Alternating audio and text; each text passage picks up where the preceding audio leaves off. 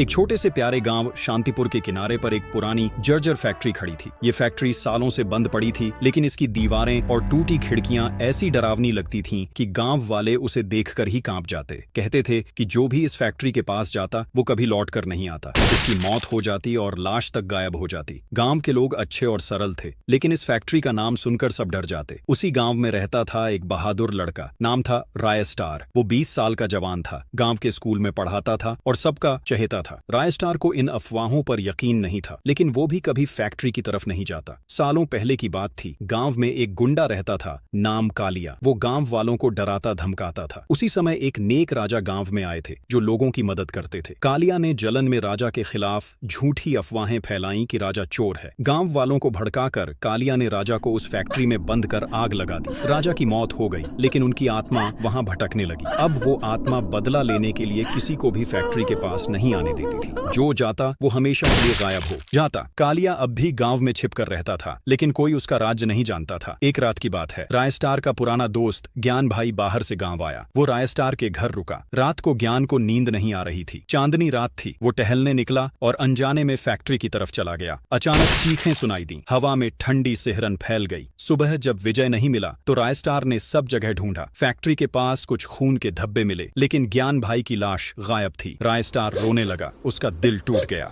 मैं बदला लूंगा, वो चिल्लाया। अब वो फैक्ट्री का रहस्य सुलझाने की ठान चुका था। राय स्टार ने गांव के बुजुर्गों से पूछताछ की। एक बूढ़े चाचा ने राजा और कालिया की कहानी बताई। राय स्टार ने छिपकर फैक्ट्री में घुसने की कोशिश की। रात को वो गया तो उसे राजा की आत्मा दिखी, एक सफेद छाया जो दर्द से चिल्ला रही थी। आत्मा ने कहा, मुझे न्याय दो, कालिया ने मुझे मारा। राय स्टार डर गया, लेकिन हिम्मत जुटाई। उसने कालिया को ढूंढा जो अब गांव के बाहर छिपा था। राय स्टार ने सबूत जुटाए, पुराने कागज और गवाह। गांव वालों को बुलाकर कालिया को पकड़वाया। पुलिस आई, कालिया को गिरफ्तार किया गया। उसने अपना गुनाह कबूल लिया। जैसे ही कालिया को सजा मिली, फैक्ट्री से एक सफेद रोशनी निकली। राजा की आत्मा ने राय स्टार को धन्यवाद दिया और शांति से चली गई। अब फैक्ट्री डरावनी नहीं लगती थी। गांव वाले खुश थे और राय स्टार को अपने दोस्त की मौत का बदला मिला।